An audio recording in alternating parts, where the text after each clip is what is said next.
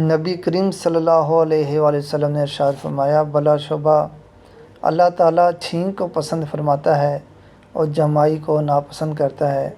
لہٰذا جب تم میں سے کسی کو چھینک آئے اور وہ الحمدللہ کہے تو ہر سننے والا مسلمان پر یہ حق ہے کہ وہ اس کے جواب میں یرحمک اللہ کہے۔ لیکن جہاں تک جمائی کا تعلق ہے تو وہ شیطان کی طرف سے ہے، لہٰذا تم میں سے جب کسی کو جمائی آئے تو حتی المقدور اسے روکنے کی کوشش کرنا چاہیے، کیونکہ جب تم میں سے کوئی جمائی لیتا ہے تو شیطان اس سے ہنستا ہے۔ صحیح بخاری حدیث نمبر 6223، الادب سنن ابو داؤد حدیث نمبر 5028، الادب سنن ترمذی حدیث نمبر 2747، الادب صحیح بخاری سنن ابو داؤد ہیں، سنن ترمذی، متفق علیہ۔